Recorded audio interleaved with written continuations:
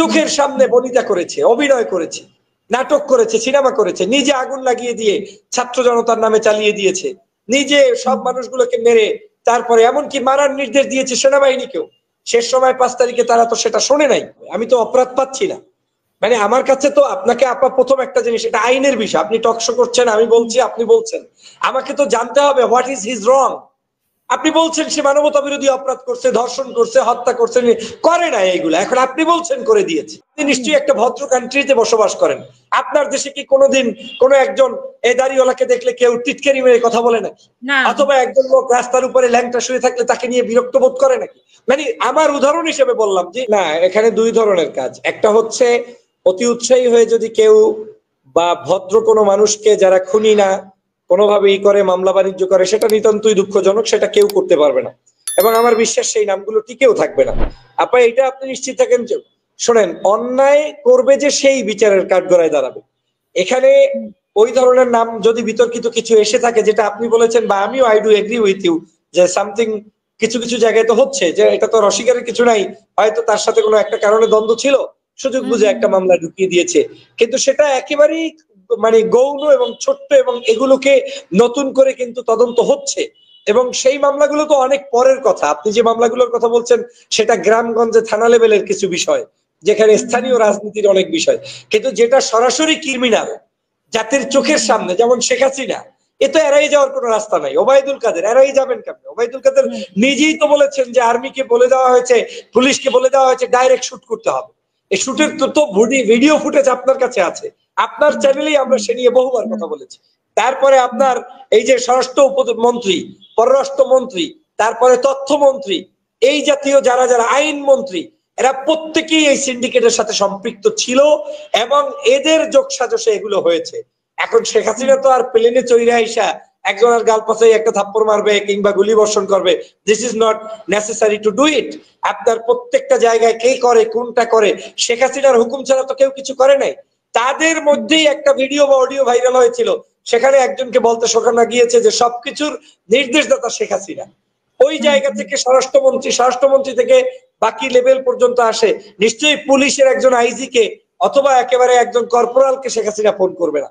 তো সেই জায়গা থেকে এদের বিচার অবশ্যই হবে এবং তাদের বিচারটা হবে বাংলাদেশের, আমি মনে করি এই যাদেরকে বিনা বিচারে ফাঁসি দিয়েছে, অন্যায় করেছে, একটা দেখেন বিনা মানে অন্যায় করে নাই তাকে ফাঁসি দিয়ে দিলেন। আর শেখ হাসিনা চোখের সামনে অন্যায় করেছে, চোখের সামনে বনিতা করেছে, অভিনয় করেছে, নাটক করেছে, সিনেমা করেছে, নিজে আগুন লাগিয়ে দিয়ে ছাত্র জনতার নামে চালিয়ে দিয়েছে, নিজে সব মানুষগুলোকে মেরে তারপরে এমনকি মারার নির্দেশ দিয়েছে সেনাবাহিনীকেও। শেষ সময় 5 তারিখে তারা তো সেটা শোনে নাই। তো এই যে তার অপকর্মটি, আমি বিশ্বাস করি তার সহ যারাই অপরাধী তাদের বিচার হবে এবং জনগণ কিন্তু সেই বিচার করার জন্যই অপেক্ষায় আছে। এবং বাংলাদেশের ইতিহাসে আপনি শেখ হাসিনা অনেকগুলো কারণে বিচার হবে। 5ই মে আপনার নিশ্চয়ই মনে আছে শাপলা চত্বরের গণহত্যা। হ্যাঁ, সেই 5ই মে শাপলা চত্বরের জন্য তিনি গণহত্যার কারণে তিনি সেখানে সাব্যস্ত হবেন, তার দলের নেতারা সেখানে মামলার আসামি হবেন এবং তাদের সেখানে ফাঁসি হওয়া উচিত। 57 জন সেনা অফিসার হত্যা, সেটা একটা বড় ধরনের কিলিং। 28 অক্টোবরের লগি বৈঠা 2006 সাল, সেটা তো শেখ হাসিনা ডাইরেক্ট লগি বৈঠা নিয়ে তারপরে মানুষদের উপরে নৃত্য করতে বলেছে, মারতে বলেছে। তারপরে এই 24-এর গণহত্যা, দেলোয়ার হোসেন সাঈদীর মানে রায়কে কেন্দ্র করে প্রায় 2200 মানুষকে পাখির মতো গুলি করেছে, সেই হত্যা, এগুলো তো চোখের সামনে। এটার জন্য কোনো ওই মাসলা মাসাইলের প্রয়োজন নাই, কোনটা হালাল না কোনটা হারাম। হালাল হারাম এদেশের জনগণ একেবারে চোখের সামনে দেখেছে, আমি দেখেছি, আপনিও দেখেছেন। যদি কেউ এই জিনিসের মিথ্যাচার করে তাহলে তাদের বরঞ্চ আমি মনে করবো ইতিহাসের নিকৃষ্ট ব্যক্তি হিসাবে রূপান্তরিত হবে। আমি যেটা বলতে চাই যে জামাতের নেতা যাদেরকে অন্যায়ভাবে ফাঁসি দেওয়া হয়েছে সেটা অবশ্যই নিন্দনীয়, কিন্তু জামাত যদি কোনো অপরাধ করে থাকে সেইটার জন্য জামাতের মানে এখন ক্ষমা চাওয়া উচিত, এরকম একটা প্রশ্ন উঠে। তো সেই প্রশ্নকে আপনি কিভাবে জবাব দেবেন? না, জামাত যদি কোনো অপরাধ করে থাকে সেই অপরাধটা তো দেখাতে হবে। আমি তো অপরাধ পাচ্ছি না। মানে আমার কাছে তো আপনাকে প্রথম একটা জিনিস, এটা আইনের বিষয়। আপনি টকশো করছেন, আমি বলছি, আপনি বলছেন, আমাকে তো জানতে হবে হোয়াট ইজ হিজ রং। আপনি বলছেন সে মানবতা বিরোধী অপরাধ করছে, ধর্ষণ করছে, হত্যা করছে, করে না এইগুলো, এখন আপনি বলছেন করে দিয়েছে, অথচ এর কোনো এভিডেন্স নেই, একটা মানুষের ব্যাপারে এটা দেখাতে পারে না। নাম্বার ওয়ান, এখান থেকেই তো জামাতের আপনি দোষারোপ করার কোনো রাইট নেই। আমি অবশ্যই মনে করি সকল যুদ্ধ অপরাধীর বিচার হওয়া উচিত, যেমন শেখ হাসিনার এখন বিচার হবে একই উপায়ে। কিন্তু সেই অপরাধীটা কে? অপরাধ করেছে যেমন হাসিনা, এটা তো চোখে দেখলাম। আপনি দেখেন নাই সে সংবাদ সম্মেলন করছে? আমরা চোখে দেখিনি, যেহেতু আমাদের তখন জন্মই হয়নি। রাইট রাইট, তাহলে চোখেও দেখেন নাই, চোখেও দেখেন নাই। আপনার কাছে ওই লোকগুলো হয়তো জীবিত নাই। হ্যাঁ, কেউ না কেউ থাকতে পারে, যদি থাকতে পারে তারা আদতে আছে কিনা, সেই মানুষগুলো কই, কারা? এখন আপনি দেলুল্লাহ নামের একজনকে দেলোয়ার হোসেন সাইদি বানিয়ে চালাই দিবেন, কাদের মোল্লাকে আর এক নামের সাথে মিলিয়ে চালাই দিবেন। এমনকি এইসব মানুষগুলোর সাথে ওই সময় এই দলের সাথেও অত বড় সম্পৃক্ততা অনেকের ক্ষেত্রে ছিল না, কেউ বাম রাজনীতি করছে হয়তো, কিন্তু এই মানুষগুলোকে শুধু শুধু আপনি এখানে টেনে এনে বিচার করলেন। আমি সেই বিচারের বিপক্ষে, কিন্তু আপনি যদি প্রপার ওয়ে। কি মনে হয় কেন জামাতের প্রতি এই ধরনের নির্মমতা দেখিয়েছে শেখ হাসিনা? এটা দেখিয়েছে শেখ হাসিনা নাম্বার ওয়ান, জামাতের জনপ্রিয়তা, বাংলাদেশের মানুষ তাদেরকে ভালোবাসে। এই যে দেখেন না কেন দেখিয়েছে, এটা তো চোখের সামনে। 5ই আগস্ট সংগঠিত করার ক্ষেত্রে বাংলাদেশে যারা যারা রোল প্লে করছে তার মধ্যে অন্যতম বিগ রোল প্লে করেছে জামাত এবং এই শিবির। এখন সে কারণেই তো শেখ হাসিনার চোখের শুল তারা, শুধু শেখ হাসিনার চোখের শুল না, বাংলাদেশের অনেক দুষ্ট লোকের চোখের শুল তারা, কারা এই জায়গাগুলোতে তো পিক আপ করছে। এখন আপনি বলতে পারেন পাকিস্তান আমলে জামাতের ভূমিকা কি, সে নিয়ে কিন্তু তাদের আমির, তাদের যে সাবেক আমির ছিল গোলাম আজম বক্তব্য দিয়েছে, নিজামী সাহেব দিয়েছে এবং সবাই দিয়েছে কম বেশি।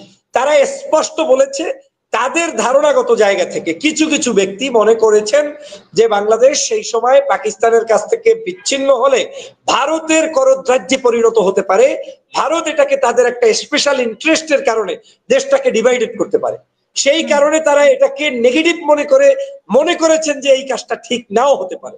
কিন্তু স্বাধীন হওয়ার পরে তো তারা এটাকে অ্যাকসেপ্ট করে বাংলাদেশ হিসেবে, তারা বাংলাদেশের নাগরিক হিসাবে, বাংলাদেশি হিসাবে এদেশের পার্লামেন্টে গিয়েছে, নির্বাচন করেছে, আন্দোলন করেছে, সংগ্রাম করেছে, কেয়ারটেকার সরকারের জন্য আন্দোলন করেছে, কত কিছু করেছে। একজন ভাষা সৈনিক ছিলেন আপনার ঢাকা বিশ্ববিদ্যালয়ের, মানে জিএস ছিলেন আপনার সেই গোলাম আজম সাহেব, উনি একজন ভাষা সৈনিক। এখন আপনি সেইটাকে বিতর্কিত করে আপনি যদি করেন, আপনাকে প্রশ্ন রাখি, এই যে 24-এ আন্দোলন করলাম, আমরা যারা আন্দোলন করেছি এর মধ্যে বাংলাদেশে প্রায় 20 কোটি মানুষ, 20 কোটি মানুষ কি রাস্তায় ছিল আপা? 20 কোটির মধ্যে সর্বোচ্চ 2 কোটি, 3 কোটি, 5 কোটি, আর বাকি মানুষগুলো কি রাজাকার হয়ে যাবে? না, কেউ হতে পারে শেখ হাসিনাকে রাখার পক্ষে মানসিকতা পোষণকারী, কিন্তু সে কোনো অপরাধ করে নাই। বুঝতে হবে আপনাকে, লোকটা শেখ হাসিনাকে ক্ষমতায় রাখতে চায়, কিন্তু লোকটা কোনো ধরনের হত্যা করে নাই, সন্ত্রাস করে নাই। আপনি কি তাকে পিটিয়ে হত্যা করে মেরে ফেলবেন, কিংবা তাকে আপনি জেলের মধ্যে ফাঁসি দিবেন? সম্ভব না। এটা কেমনি করবেন? এটা হয় না। উপযুক্ত সাক্ষী প্রমাণ থাকতে হবে। এক্স্যাক্টলি। তো এটা হচ্ছে সেই সময়ের একটি চিন্তা চেতনার ভিন্নতা। এর মানে এই নয় যে তারা অপরাধী। এখন এই অপরাধী বানিয়ে সাজিয়ে মিথ্যা নাটক করে যেটা করেছে, আমি মনে করি এর জন্য, এবং এটার প্রায়শ্চিত্ত তারা পেয়েছেও। আপনার চোখের সামনেই পেয়েছে। মনে আছে এমপি মুরাদের কথা, দেলোয়ার হোসেন সাইদির কথা বলেছিলেন মেম্বারে দাঁড়িয়ে দাঁড়িয়ে, তারপর তারেক রহমানের সন্তান জাইমা রহমানকে নিয়ে কটূক্তি করেছিল। শাস্তি কি পায় নাই? আল্লাহর শাস্তি আওয়ামী লীগের আমলেই তিনি পেয়েছেন। পদ হারিয়েছেন, মন্ত্রিত্ব হারিয়েছেন, সর্বশেষ নমিনেশন হারিয়েছেন, সর্বশেষ এখন কোথায় হারিয়ে গিয়েছে আল্লাহ জানে। মানে কোন দেশে ঠাঁই পায়নি, এটাও তো আমরা দেখেছি। উনি কোন সেটাও দেখেছি ঠাঁই পায়নি, এবং এখন আওয়ামী লীগের বাকিরাও কিন্তু সেই অবস্থায়। আপা একটা জিনিস মনে রাখবেন, আমি কিন্তু সব সময় যে কোনো অপরাধ, সেটা যদি একজন হুজুরও করে, আলেমও করে, দাড়িওয়ালা করে, পাগড়িওয়ালা করে, এটা অপরাধী। তাকে আপনি ফাঁসির কাস্টে উঠেই কেন একেবারে আসমান পর্যন্ত রশি দিয়ে বাইধে রাখেন, হেলিকপ্টারে লাশ টেনে টেনে জাতিকে দেখান, আমার আপত্তি নেই। এবং একই অপরাধ যদি আপনি করেন, অথবা আরেকজন স্কার্ফ ছাড়া মহিলাও করে, কিংবা একজন অর্ধ উলঙ্গ ব্যক্তিও করে, তারও সেই মইতে শাস্তি হওয়া উচিত। মানে আপনাকে ধরতে হবে অপরাধ, এখানে কোনো ডিসক্রিমিনেশন করতে পারবেন না। হু ইজ হুজুর, who is Islamist, who is anti Islamist, এটা তো জাজ হতে পারে না আপা। আপনি নিশ্চয়ই একটা ভদ্র কান্ট্রিতে বসবাস করেন। আপনার দেশে কি কোনোদিন কোন একজন এই দাড়িওয়ালাকে দেখলে কেউ টিটকারি মেরে কথা বলে নাকি? অথবা একজন লোক রাস্তার উপরে ল্যাংটা শুয়ে থাকলে তাকে নিয়ে বিরক্ত বোধ করে নাকি? মানে আমার উদাহরণ হিসেবে বললাম যে যার মতো করে সে যেখানে চলতে পারে, বাংলাদেশে কেন পারবে না? বাংলাদেশের সমস্যাটা হচ্ছে কি জানেন? ইতিহাসের বিক্রি, মিথ্যাচার, এবং একটু যদি ধার্মিক পিপল হয়, ধার্মিকদের পক্ষে হয়, ওই লোকটা সিম্পলি রাজাকার, জঙ্গি, আলবদর, আলসামস। এটা একটা ব্যবসা। এই মানে জিনিসটা ট্র্যাকিং ভেঙে ট্র্যাকিং দিতে করে হবে। আর কি। রাজাকার হ্যাঁ, রাজাকার না। এখন হ্যাঁ, যেরকম ভারতপন্থী না, কে ভারতপন্থী না, এরকম একটা এই যে ট্রেন্ড। ধরেন আমি আমি আপা আপনার সাথে কথা বলতেছি, এমনও হতে পারে আপনি টকশো কাটার পরে আপনিও রাজাকার, আর এমনও হতে পারে আমি তো আরো বড় রাজাকার। আপনি হবেন হয়তো হাফ রাজাকার, আমি হব ফুল রাজাকার। কারণ আপনি আজকে টকশোটা করলেন কেন? এটাও আপনি যে নিত্য নতুন সংবাদটা জাতির কাছে দিতে চান বা সৎ চিন্তাটা বলতে চান, সেইটা ক্যারি করার অনেকের মানসিকতা নাই। এই যে আমি আজকের প্রতিবাদ করছি, আমি তো ভিন্ন একটি দল করি, কিন্তু আমি দেখছি যে এই জিনিসগুলো চোখের সামনে অন্যায়। কেন এটা মেনে নিব? আমি তো ছাকা চৌধুরীর মৃত্যুটাকেও মেনে নিচ্ছি না, কোনো অপরাধ